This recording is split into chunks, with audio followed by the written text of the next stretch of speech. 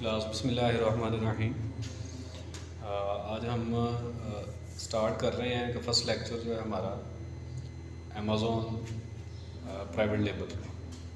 तो first of all इसमें ये है कि सबसे पहले हमें पता होना चाहिए कि ई कॉमर्स क्या है, ई कॉमर्स का स्कोप क्या है और अमेज़ॉन क्या है। ई कॉमर्स के जो प्लेटफॉर्म हैं उनके बारे में हमें इंफॉर्मेशन होनी चाहिए कि क्योंकि हमने फ्यूचर में इसको एज ए प्रोफेशन अगर हमने इसको अडॉप्ट करना है तो ये सारी इन्फॉर्मेशन हमारे पास होनी चाहिए।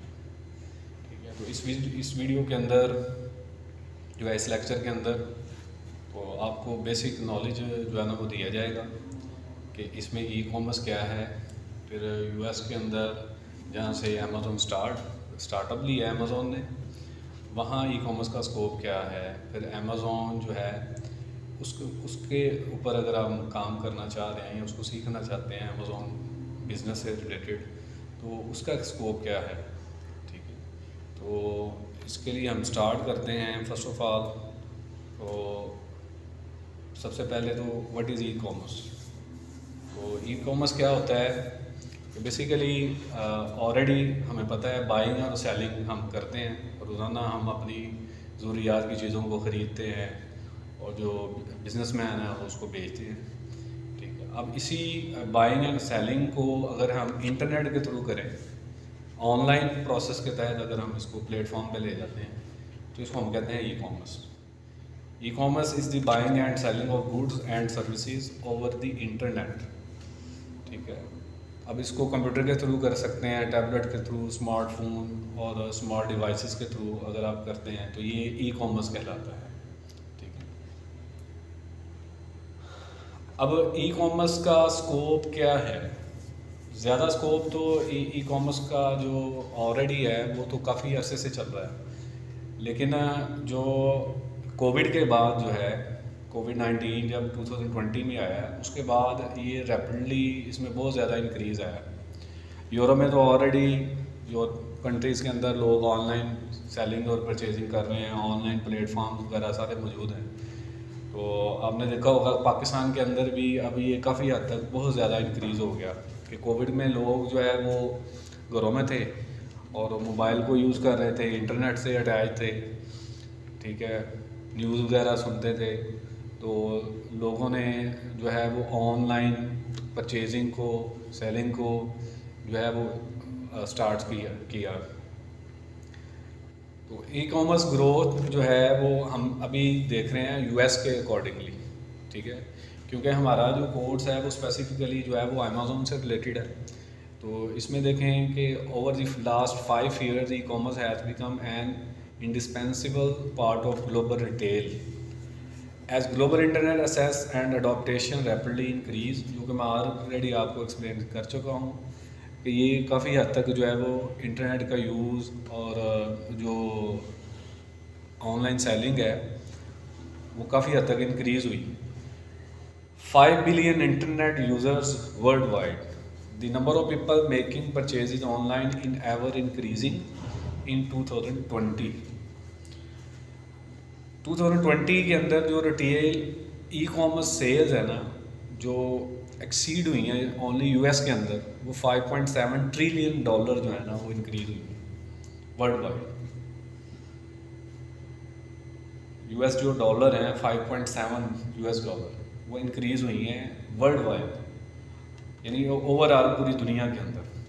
ठीक है, ऑनलाइन सेलिंग के लिए ई कॉमर्स का स्कोप इसमें बताया जा रहा है and this figure is expected to reach new heights in the coming years. और आइंदा आने वाले सालों में और हमें नज़र भी आ रहा है कि ये काफ़ी हद तक ये इंक्रीज, और लोग अब ऑनलाइन बिजनेस भी कर रहे हैं, सीखने वाले भी बहुत ज़्यादा हैं, करवाने वाले भी बहुत ज़्यादा हैं, और लोग ऑनलाइन परचेजिंग और सेलिंग को अडॉप्ट कर रहे हैं हर कंट्री के अंदर।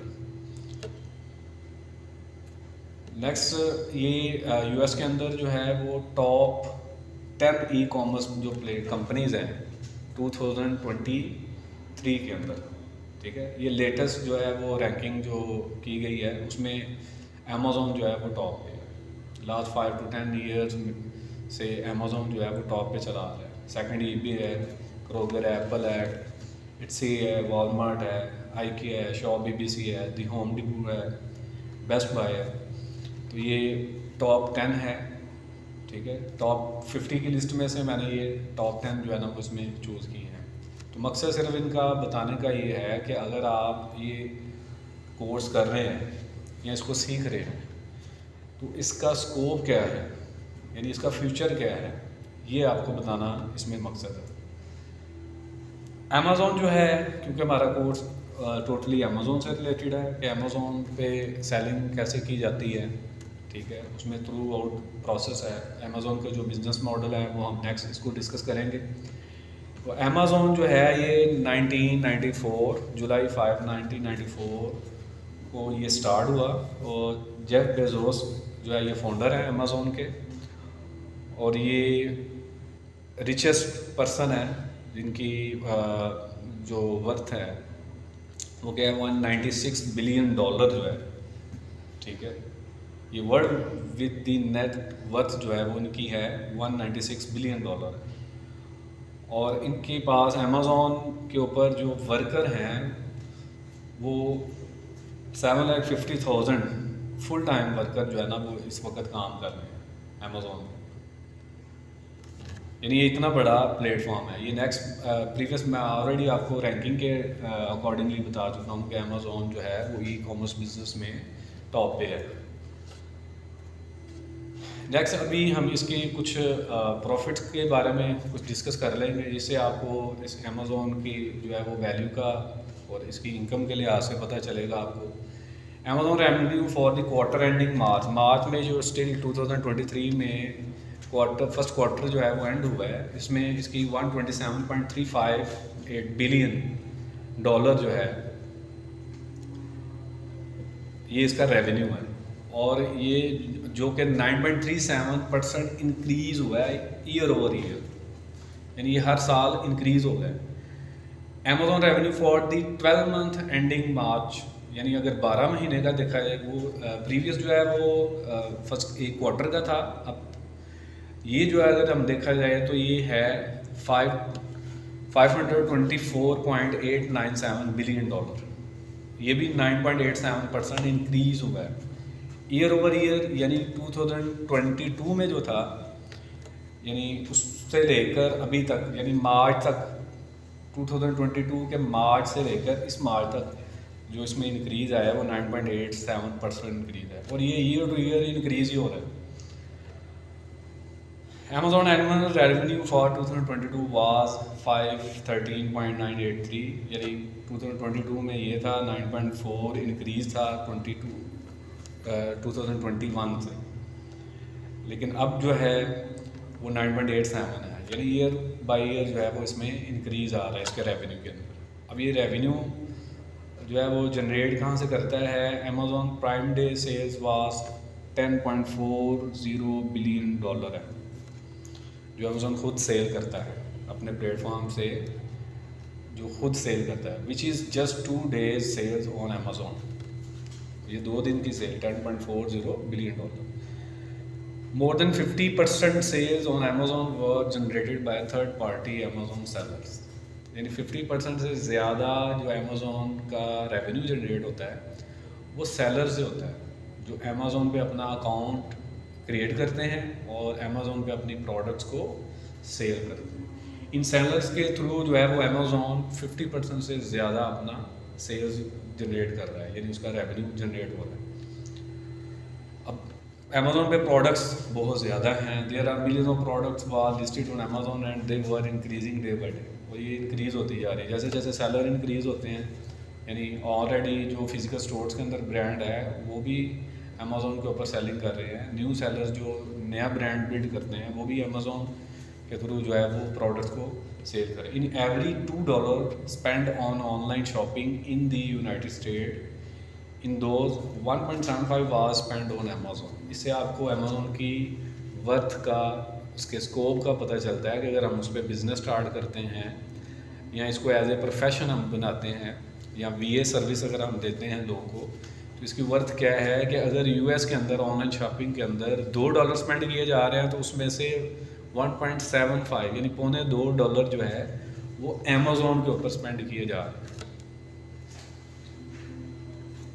अब इसका एडवांटेज क्या होगा, अगर कोई चाहता है कि मैं अमेज़ोन के ऊपर सेलर अकाउंट बना लूँ और अकाउंट बनाने के बाद मैं अमेज़ोन के ऊपर सेलिंग स्टार्ट कर दूँ, ठीक है, तो इसका फ़ायदा क्या होगा। Amazon is a popular online shopping destination in many countries. Being associated with it will make it easier for the enterprise to gain consumers trust.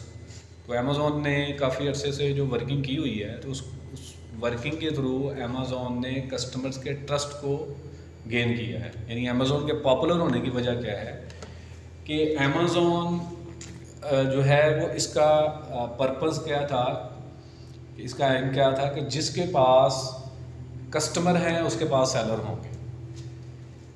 Majority जो बिजनेसमैन है वो ये सोचते हैं कि जिसके पास अभी प्रोडक्ट्स हैं या जिसके पास सेलर हैं तो उसके पास कस्टमर आएंगे।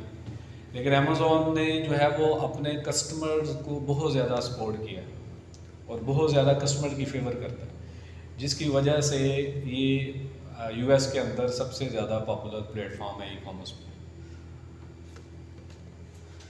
Amazon distribute product to 185 countries, यानी इसने अपना जो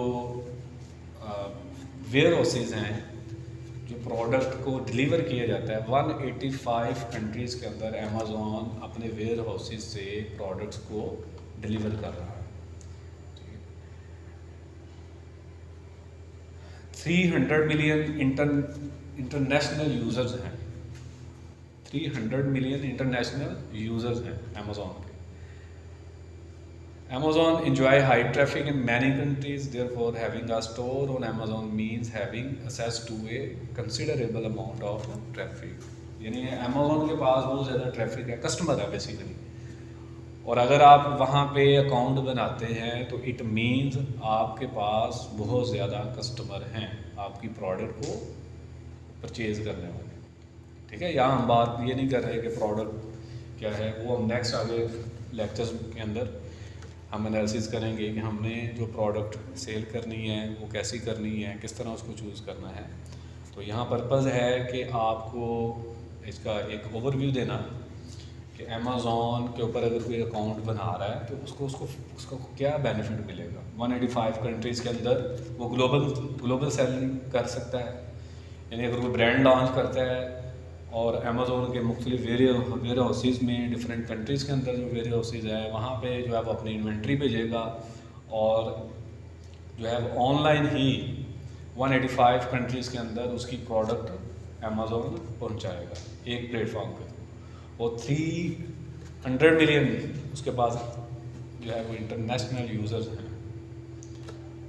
नेक्स्ट आगे ये है, ये मार्केट प्लेसेस हैं, इनको हम कहते हैं, और इसको आप अमेज़ॉन स्टोर्स भी कह सकते हैं। 20 स्टोर हैं ग्लोबली अमेज़ॉन के, यानी जिन कंट्रीज़ के अंदर आप अकाउंट बना सकते हैं। सबसे पहला इसमें डिवीजन की गई हुई है, नॉर्थ अमेरिका स्टोर है और उसमें यूएस, कनाडा, मैक्सिको, ये 3 जो है वो रीजन्स आ जाते हैं, मैक्सिको, कनाडा और यूएस। यानी यूएस में मैक्सिको को सेपरेट किया गया है, कनाडा सेपरेट है। लेकिन जब आप अगर यूएस का अकाउंट बना लेते हैं सेलर अकाउंट, तो ये 3 मार्केट प्लेस आपको मिल जाते हैं, यूएस, कनाडा, मैक्सिको में आप एक ही अकाउंट से आप सेलिंग कर सकते हैं। इस तरह यूरोप स्टोर, यानी अगर आप यूके में कंपनी रजिस्टर करवा के यूके का अकाउंट बना लेते हैं तो आपको जो है वो 8 मार्केट प्लेस मिल जाती हैं, UK, Italy, Sweden, France, Spain, Poland, Germany और नीदरलैंड। इसी तरह अदर स्टोर्स हैं, उसमें जापान है, वो अलहदा मार्केट है, ऑस्ट्रेलिया है, ब्राज़ील है, इंडिया, यूएई, इजिप्ट है, सिंगापुर है, सऊदी अरब, चाइना है। यूएई का अगर आप अकाउंट बनाते हैं तो यूएई के अकाउंट से ही आप सऊदी अरेबिया में भी सेलिंग कर सकते हैं। तो ये 20 स्टोर्स हैं, यानी ये 20 कंट्रीज़ के अंदर आप अपनी इन्वेंट्री को बेच के और सेलिंग कर सकते हैं। लेकिन आपकी प्रोडक्ट जो है 185 कंट्रीज़ के अंदर जा सकती है, यानी जो डिलीवरी है अमेज़ॉन के वेयर हाउसेज से वो 185 कंट्रीज़ में भी, यानी आउट ऑफ कंट्री भी जाती है। ठीक है, प्रीवियस स्लाइड में इसको एक्सप्लेन किया। और जो स्टोर्स आप बनाते हैं वो यानी सेलर अकाउंट आप बनाते हैं वो इन कंट्रीज़ के अंदर, यानी नॉर्थ अमेरिका का बना लेंगे, उसमें 3 मार्केट प्लेस आपके पास आ जाएगी। यूके का बना लेंगे तो आपके पास ये 8 मार्केट प्लेसेस आ जाती हैं।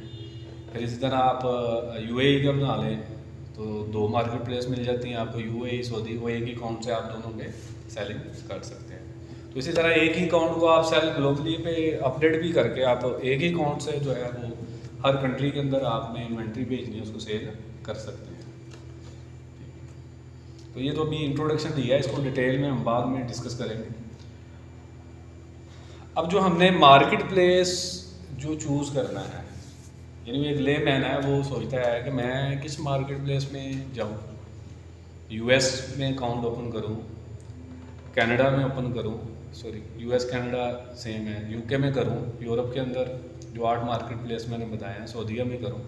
तो उसके लिए सबसे पहले अंडरस्टैंड करना पड़ेगा कि टारगेट कंट्री, यानी जिस कंट्री का आप सोच रहे हैं तो उसके बारे में पहले आपको इन्फॉर्मेशन होनी चाहिए, फिर उसके कंज्यूमर के बारे में आपको इन्फॉर्मेशन होनी चाहिए, फिर अपने बारे में आपको वर्थ अपनी पता होनी चाहिए, अपनी वीकनेसेस आपको पता होनी चाहिए। यानी ये 3 स्टेप्स हैं, इनको अगर आप इस पे वर्क करके और फिर आप फाइनलाइज करते हैं तो आप एक राइट मार्केट प्लेस को चूज़ कर सकते हैं। यानी सबसे पहला काम है नो दी टारगेट कंट्री, जिस कंट्री को आप टारगेट कर रहे हैं उसको पहले जानें।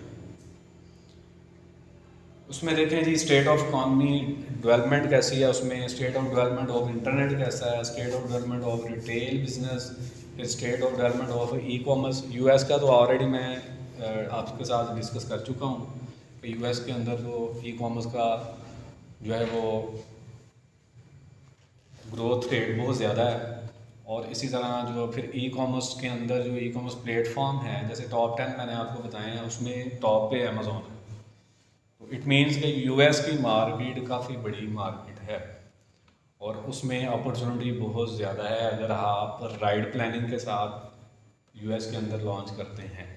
ठीक है, इसी तरह बाकी यूके और अदर कंट्रीज़ के अंदर, मतलब आप यूके अकाउंट बनाते हैं तो यूके के बारे में पहले आपको उसमें ऑनलाइन ई कॉमर्स का स्कोप क्या है आप उसमें देखें, यानी सेकंड पे जो अभी यूके की मार्केट आ रही है। इस तरह आप यूके अकाउंट बना के आप क्या चाहते हैं कि जी मैं साथ इटली में भी सेल करूं, तो पहले देखें कि इटली के अंदर ई कॉमर्स का स्कोप क्या है। ठीक है, लेकिन लोग कर रहे हैं, अभी भी कनाडा में भी कर रहे हैं, इटली में भी कर रहे हैं। ठीक है, सारे कंट्रीज़ के अंदर जो है ना वो लोग अपनी इन्वेंट्री को बेच के और सेलिंग कर रहे हैं। तो फर्स्ट ऑफ ऑल जो जिसने स्टार्टअप लेना है तो वो इस पॉइंट ऑफ व्यू से इसको देख सकता है।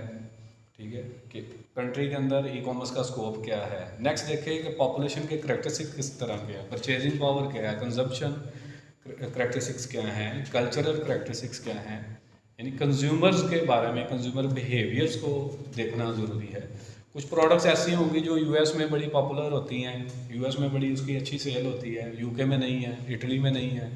ठीक है, तो वो क्योंकि लोगों के कल्चर चेंज होने की वजह से, उनकी परचेजिंग पावर चेंज होने की वजह से, कंजम्पशन जो खसूसियात हैं वो डिफरेंट होने की वजह से, तो ये कुछ फैक्टर्स होते हैं जिनकी वजह से जो है वो फिर उनको देख के फिर हमें प्रोडक्ट को भी चूज़ करना पड़ता है और उस मार्केट प्लेस को भी चूज़ करना पड़ता है।